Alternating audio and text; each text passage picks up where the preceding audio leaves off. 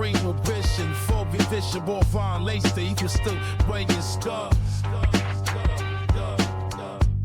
Yeah.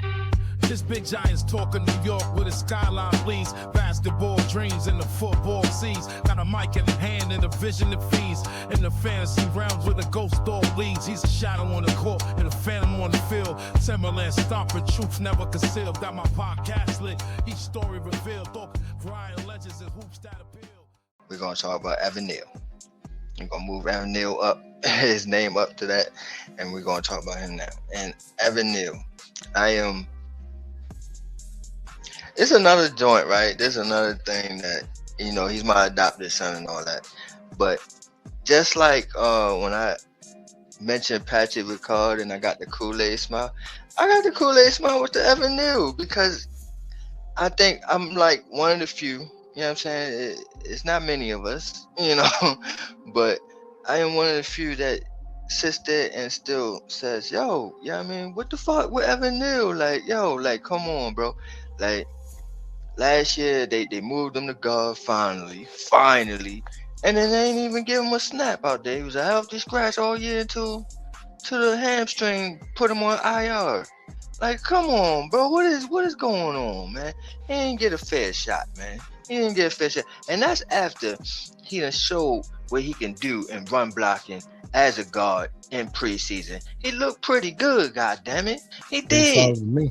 Yes, he did. He did, man. Yes, he did. So why not give him a chance to show something, man? Y'all going with fucking Van Roten? Come on, man. Come on, man. That's why I ain't like Basilio. That's right there. Because he favored his guys too much. You know what I'm saying? But anyway, you know what I'm saying?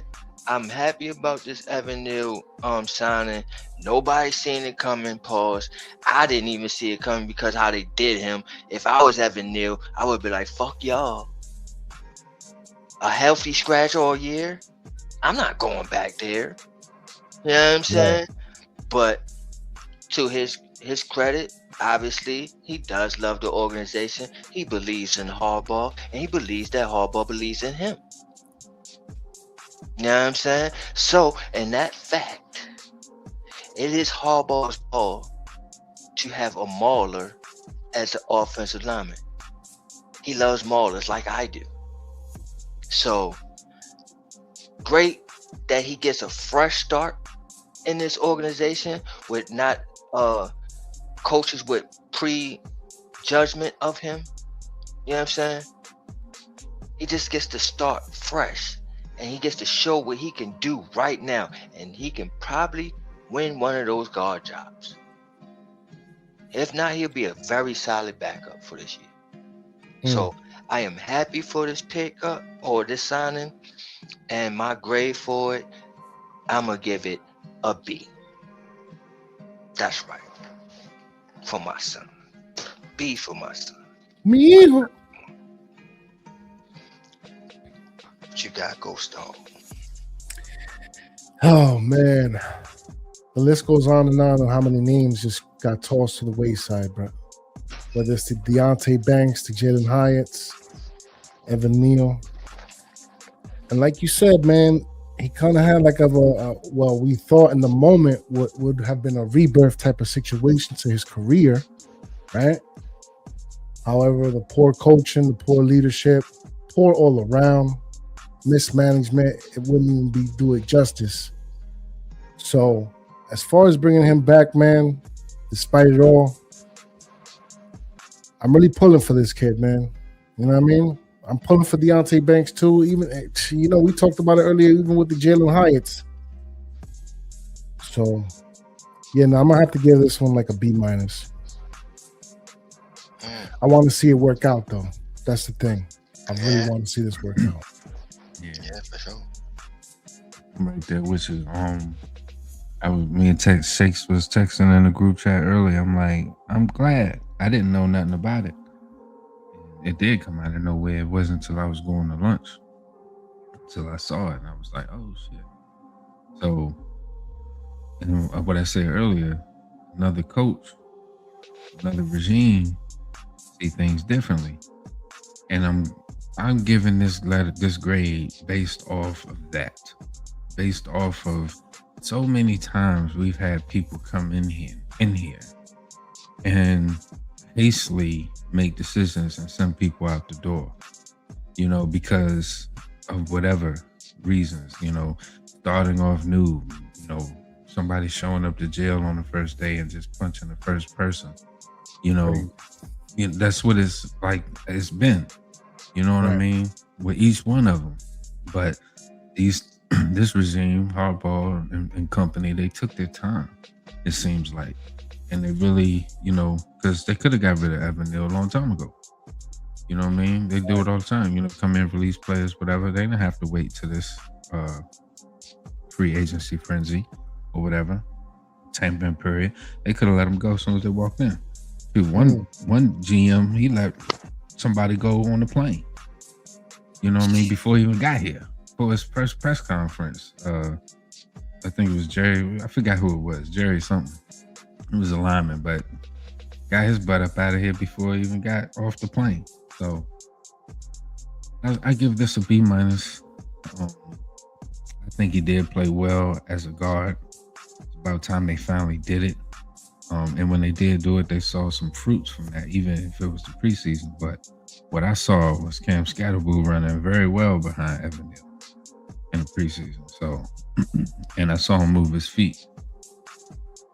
I'm glad they saw what we saw. They're giving him another shot and a fresh start. And I hope he, takes this as what it is and makes the best of it. So, okay. Got a lot of love over here, Neal. What you got, Black Freeze?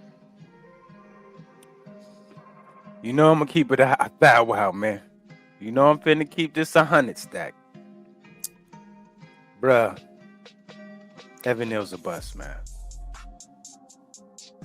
Okay. So here's the thing. The guard position for a tackle is where tackles go to die. Just like the safety position for cornerbacks is where cornerbacks go to die.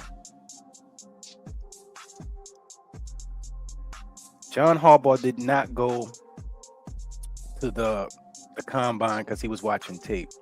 And I believe he was watching tape to try to figure out who we're going to keep on this roster before he can even look at the children. And I believe, just like I said earlier about all these coaches, they see something and they're like, you know what, I can fix that.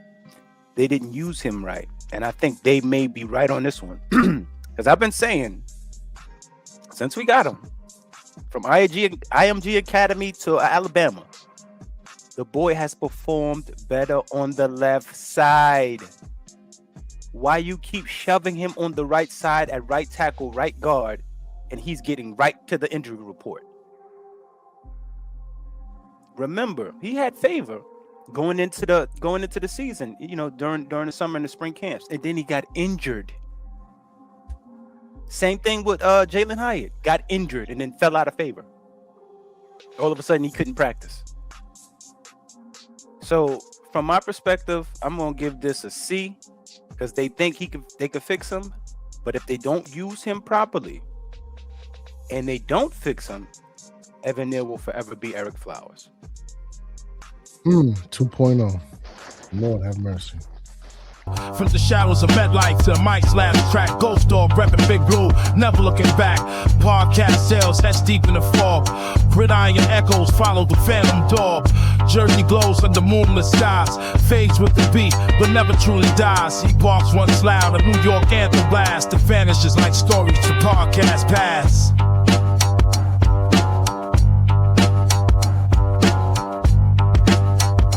This is a GhostDog mixtape original.